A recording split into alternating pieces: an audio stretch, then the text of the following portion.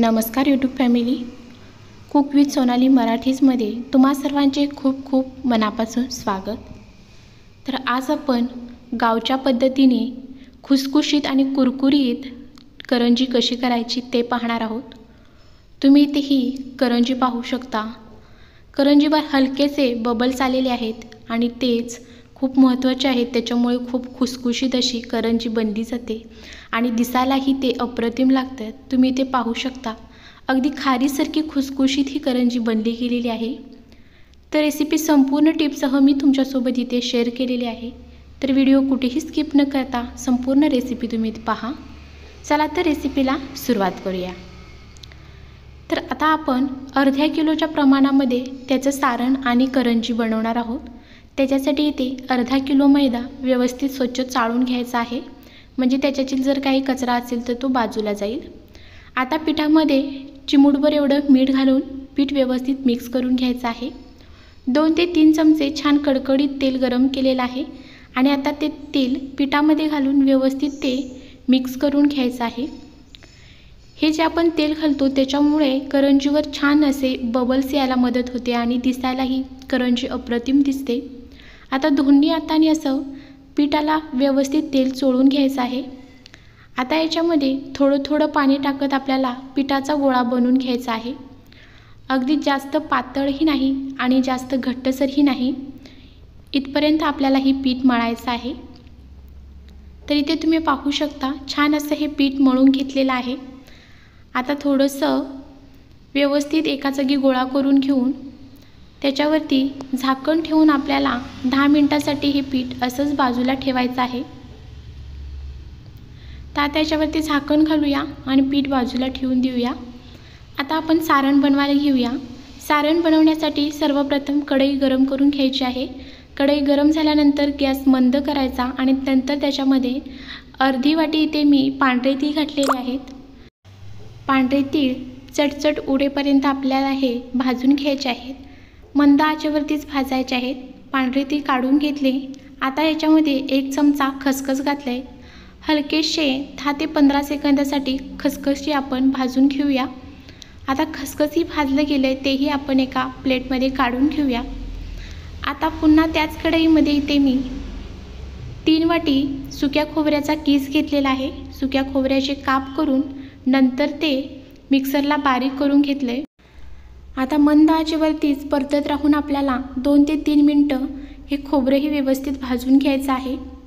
तर इथे तुम्ही पाहू शकता 2 ते 3 मिनिटांनंतर छान असं खोबरं भाजलं गेलेलं आहे। आता आपण हेही एका प्लेटमध्ये काढून घ्यायचं आहे। आता पुन्हा त्याच कढईमध्ये 1 चमचा तूप गरम करून घेतलं आहे। त्याच्यामध्ये एक छोटी लहान वाटी बदामाचे तुकडे करून घेतले, ते घालायचे आहेत आणि हलकेसे तांबूस रंग येईपर्यंत आपल्याला हे फ्राय करून घ्यायचे आहेत। तुम्ही बदामाऐवजी मनुका किंवा काजू हेही वापरू शकता किंवा सगळं जरी वापरला तरी चालेल। इथे तुम्ही पाहू शकता हलक्याशा बदामी रंगावरती बदाम भाजले गेलेले आहेत। आता आपण हे काढून घेऊया। आता सारणासाठी जे काय आपण भाजून घेतलेले पदार्थ आहेत ते संपूर्णपणे गार करून घ्यायचे आहेत। त्याच्यानंतर एका बाउलमध्ये पांढरे तीळ आणि खसखस काढून घेतले, त्याच्यामध्येच आपल्याला इथे सुकं खोबरंही व्यवस्थित काढून घ्यायचं आहे। संपूर्णपणे गार झाल्याशिवाय याच्यामध्ये पिठी साखर घालायची नाही।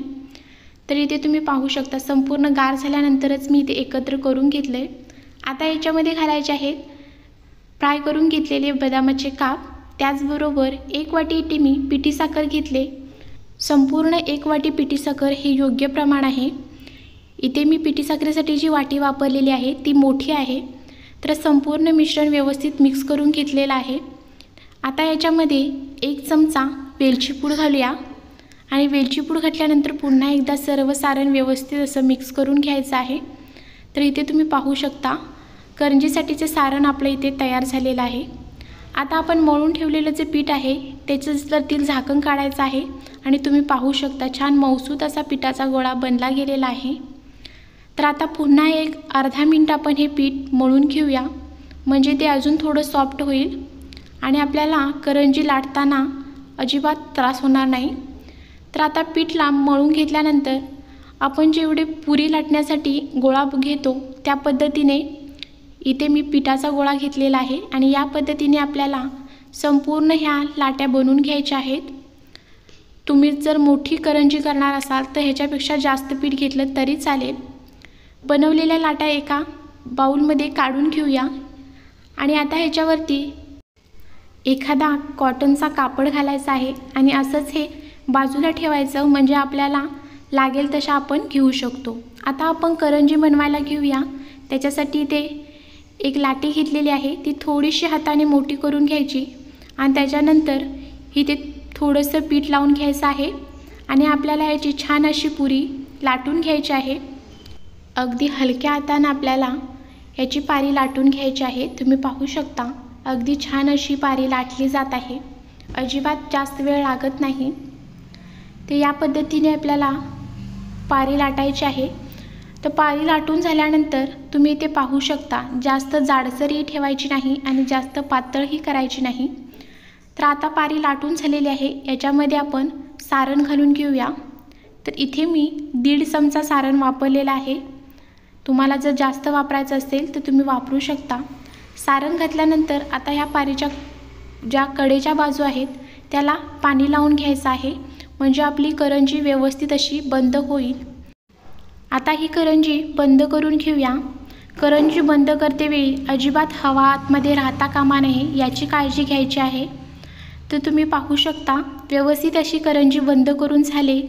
हलक्याशा हाताने कडेच्या ज्या कडा आहेत त्या दाबून घ्यायच्या। आता इथे चिरणं घेतलेलं आहे आणि त्या चिरण्याने कडेच्या ज्या कडा आहेत त्या कट करून घ्यायच्या आणि तुम्ही इथे पाहू शकता अगदी छान सुरेख अशी टम्म फुगली जाणारी करंजी आपली तयार आहे। अगदी तळ हाताला मावेल इथपर्यंत आपण ही मोठी करंजी बनवलेली आहे। तर इथे तुम्ही पाहू शकता याच पद्धतीने आपल्याला संपूर्ण करंज्या बनवून घ्यायच्या आहेत। तर सुरुवातीला मी अर्धा अशा करंज्या बनवून घेतलेल्या आहेत आणि आता आपण त्या तळून घेणार आहोत। तुम्ही इथे पाहू शकता अगदी एकसारखे छान अशा करंज्या बनवून तयार आहेत। तर आता छान कडकडीत तेल गरम करून घेतलंय, त्याच्यामध्ये करंजी सोडून द्यायची आहे आणि गॅस मंद आणि मध्यम ठेवत आपल्याला ही करंजी तळून घ्यायची आहे। तुम्ही पाहू शकता अगदी टम्म अशी ही करंजी फुगली गेलेली आहे। त्याचबरोबर त्याच्यावरच्या हलकेसे बबल्स आलेले आहेत, त्याच्यामुळे करंजी ही दिसायला खूप छान दिसते।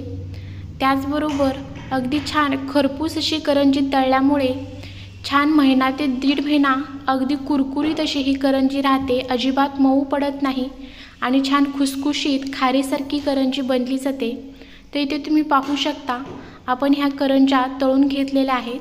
हलकेशा सोनेरी रंगावर आपण करंज्या तळून घेणार आहोत। तर याच पद्धतीने संपूर्ण करंज्या इथे तळून घेतलेल्या आहेत आणि तुम्ही पाहू शकता संपूर्ण करंज्या टम्म अशा फुगलेल्या आहेत। त्याचबरोबर इथे तोडून पाहूया अगदी खारीसारखी खुसखुशीत ही करंजी बनली गेलेली आहे।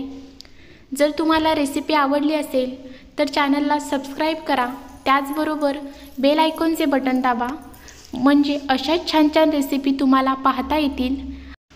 त्याचबरोबर जास्तीत जास्त लोकांपर्यंत व्हिडिओ शेअर करा आणि तुम्हालाही विना लेयर्स छान खारीसारखी खुसखुशीत जर करंजी आवडली असेल तर तुम्हीही एकदा नक्की ट्राय करा आणि जर आवडली तर कमेंटमध्ये मला नक्की सांगा। धन्यवाद। भेटूया पुढच्या व्हिडिओमध्ये। Bye bye.